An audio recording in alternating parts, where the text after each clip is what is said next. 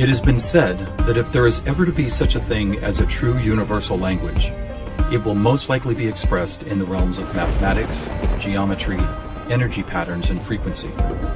Could it be that this language, or at least the foundation of it, already exists here on Earth? Is it possible that over the course of thousands of years, we have been somehow guided in the process of creating this new form of communication?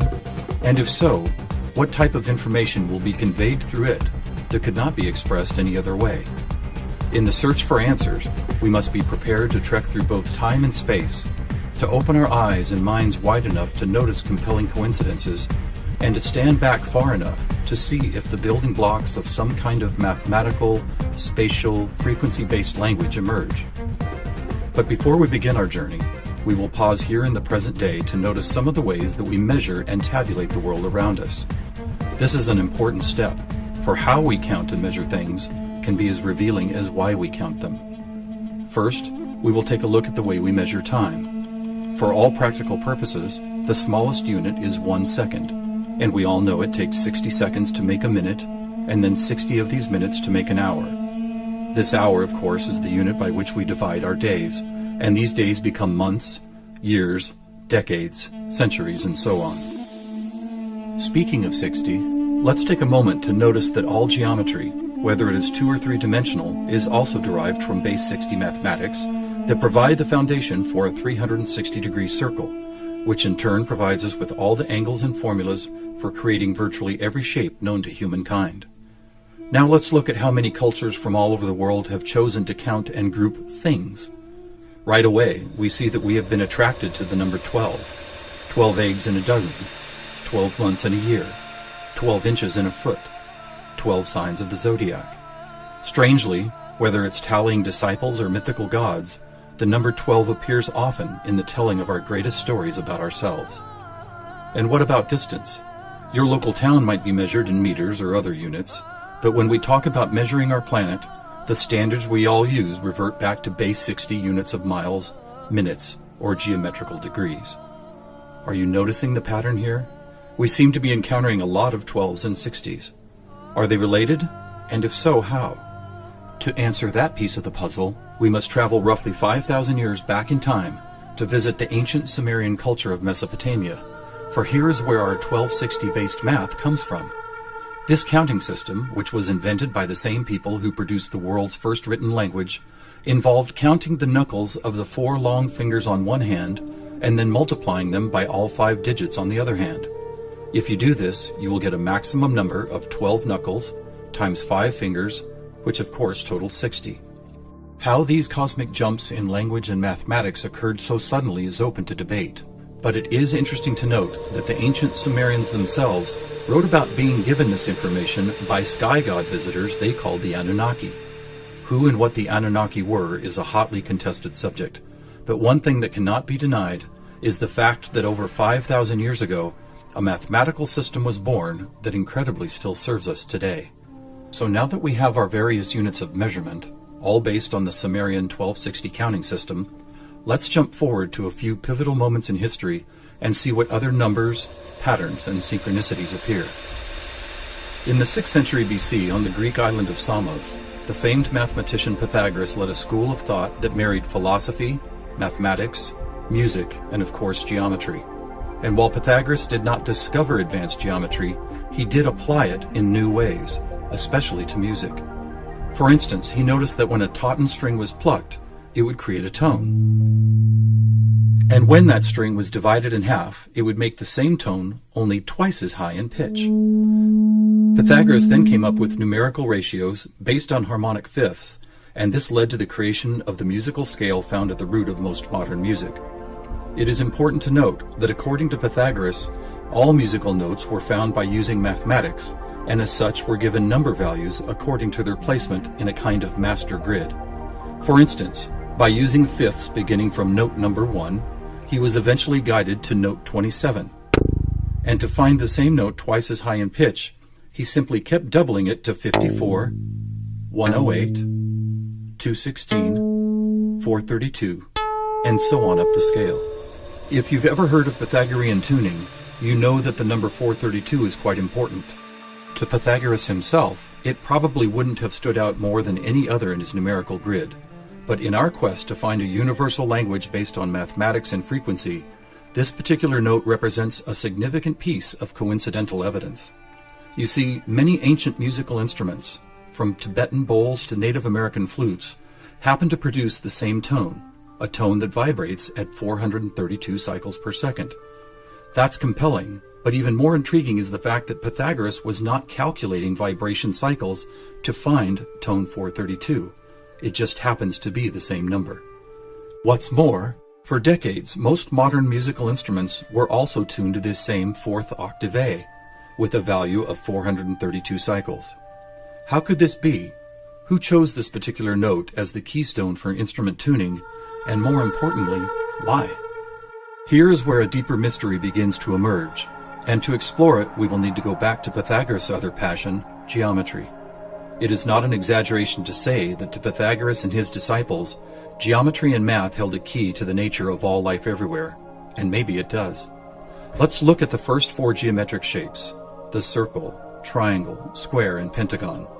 In each of them are angles of degrees that, when added together, always total a specific number relative to that particular shape. For instance, if we take a triangle, the sum total of all three interior angles is always 180. For both the square and circle, it is 360.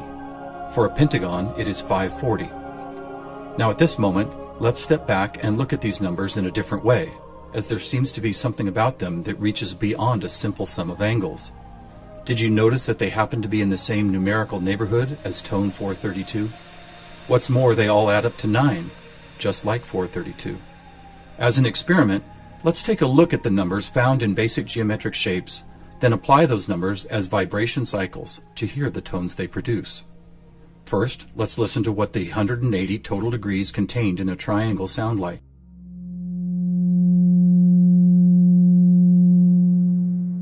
And here's a squares and circles 360 in cycles per second.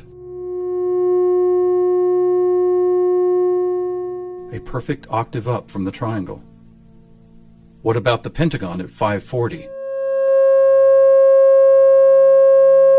That sounds like a harmonic fifth of the other two. That's interesting. What are these tones?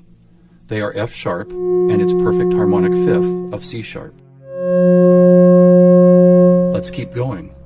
What does a hexagon 720 sound like? Another F sharp. Here's a seven-sided septagon, which totals 900. This is an A sharp, which happens to be the note required to complete an F sharp major chord in perfect three-part harmony.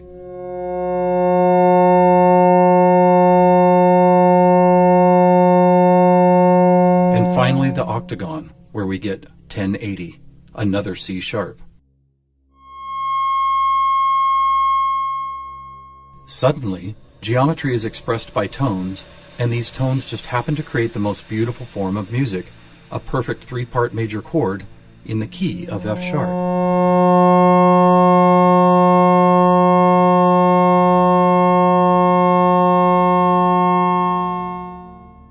Is this something we've been missing for years? Is it important? To the famous philosopher and mathematician Plato, the answer would have been a resounding yes, for it is Plato who advanced the study of two-dimensional geometry into three-dimensional geometry, and who began to recognize that nature, whether expressed as a tone, the petal design of a flower, or the spiraling design of a seashell, seemed to follow a 3D mathematical pattern. In fact, it became an obsession of Plato to try and find the simplest three-dimensional geometric shapes, and his quest ultimately revealed what we now call the Platonic solids. In essence, these forms represent the most elemental construction blocks found both in human-made and natural forms. So let's see if and how they fit into our geometry tone grid. First, there is the tetrahedron, or a three-sided pyramid comprised of four interlocking triangles. As we did before, let's add up all the angles found in those four triangles. The answer, 720, which we have already seen is the tone F sharp.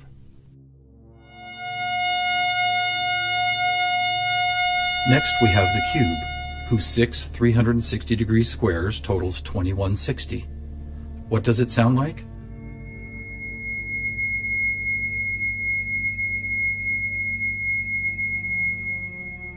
2160 is a high C sharp, and as you will see later, a very interesting number for other reasons as well. Next up is the octahedron. Constructed of 8 triangles, this shape totals 1440, which is another perfect F sharp higher up the scale.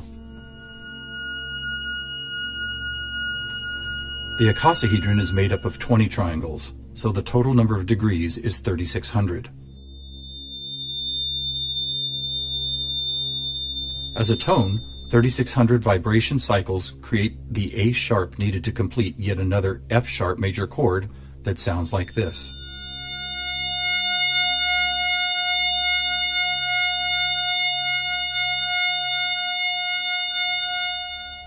At this point, we have seen how 2- and 3-dimensional geometry can be expressed by the notes found in an F sharp major chord.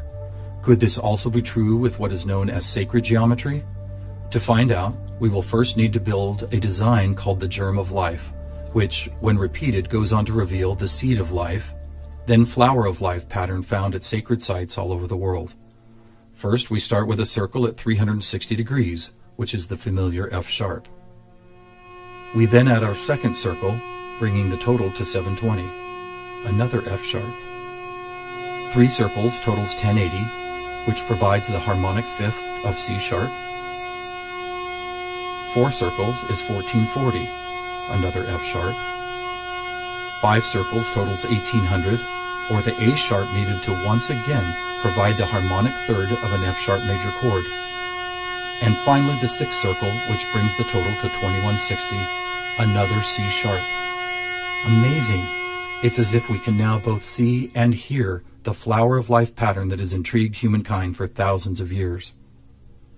So now we have 2-dimensional geometry, 3-dimensional geometry, and even sacred geometry being represented by different variations of an F sharp major chord. How is this not common knowledge? How have we missed this connection?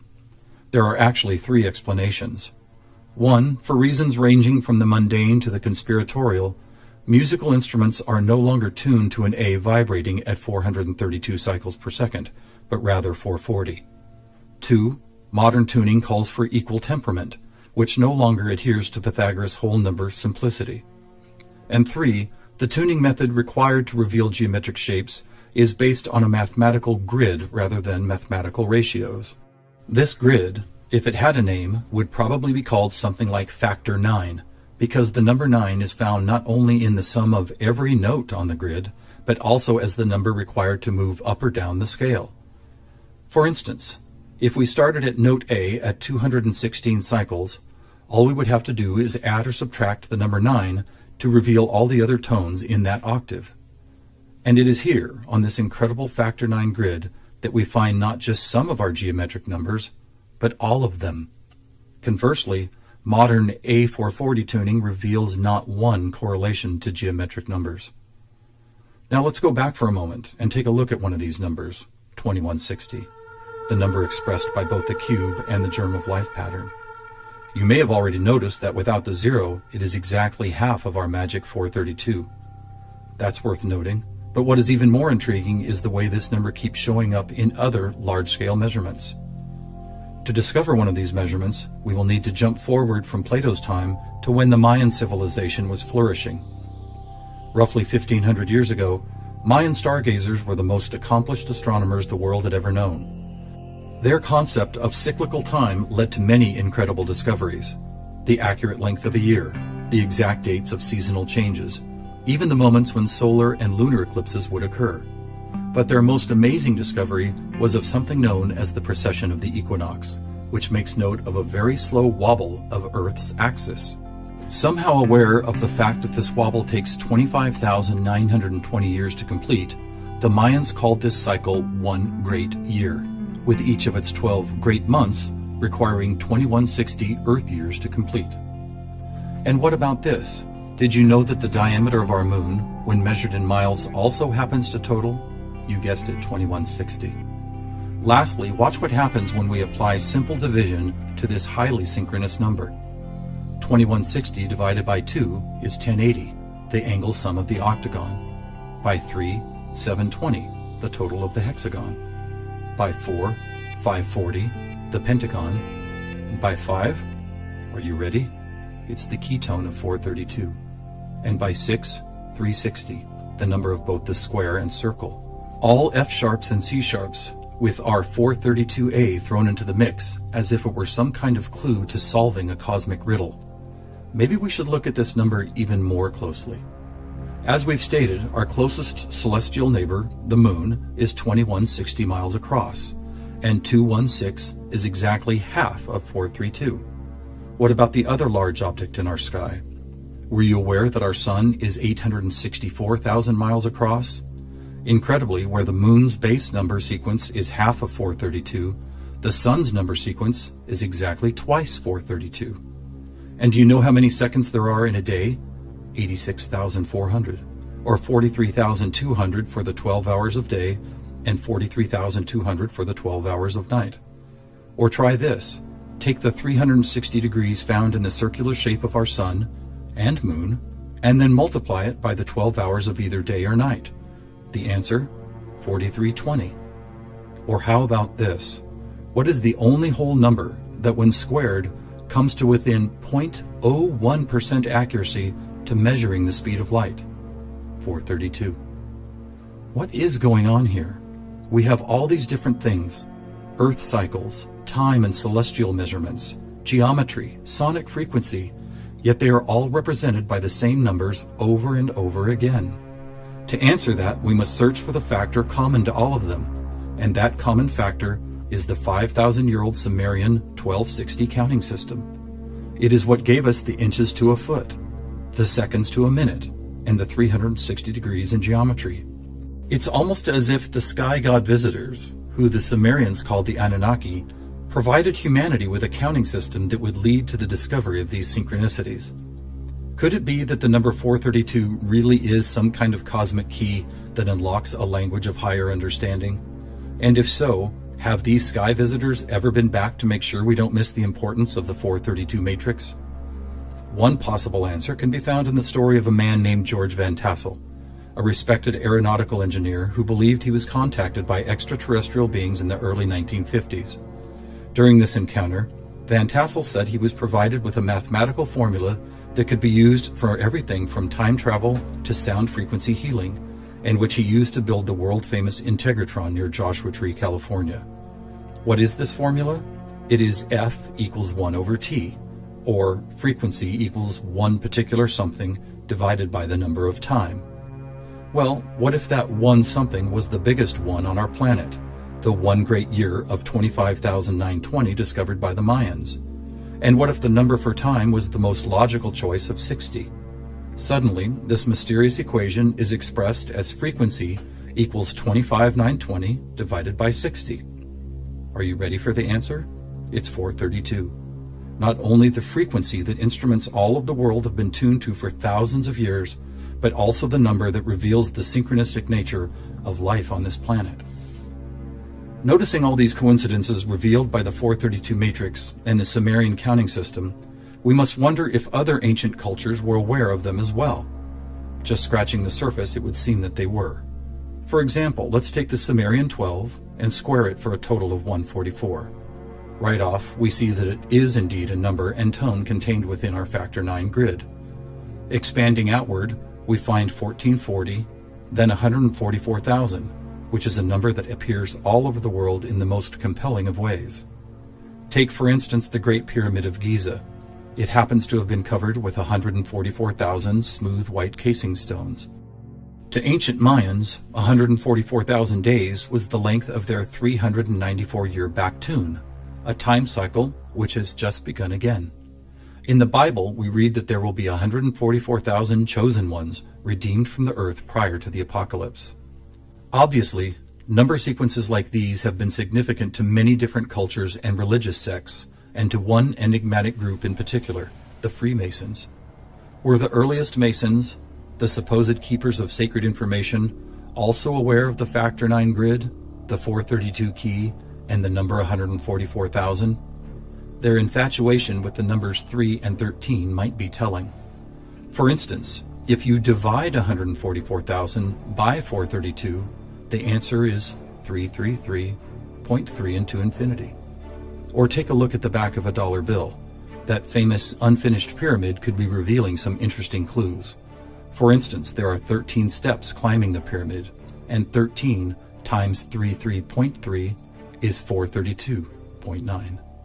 Even the shape of the flat-topped pyramid appears to be made as if someone had drawn 4 dots in a line, then 3 above it, then 2 above that, and then connected those dots to reveal this iconic shape. And of course, let's not forget that the square root of our all-important factor 9 grid is 3 threes. Who else knew about 432? The answer is surprising. In India, large cycles of time are called Kali Yugas, and each one is 432,000 years long. In fact, the number 432 appears so often in sacred structures and myths, from Stonehenge to the pyramids, that author Joseph Campbell could not help but see it as the most important mythological number in history. So what do we have here? What is it that's trying to be expressed by all of these coincidences? One answer is that over the course of history, we have been somehow guided toward both the subconscious creation and eventual conscious recognition of a grand pattern based on frequency, mathematics, time, space, and geometry. Quite possibly, these synchronistic numbers, shapes, and tones represent the building blocks of a language that we do not yet fully understand, but could turn out to be the most important language we will ever learn. How will we use it? Who will we be conversing with? Time will tell. Thousands of years ago, from locations all over the globe, various prophets, shamans, and seers described an era when humanity would make some kind of cosmic leap into a next level of consciousness. Here, at the dawning of the age of Aquarius and the start of a new Mayan Baktun cycle, maybe it's happening.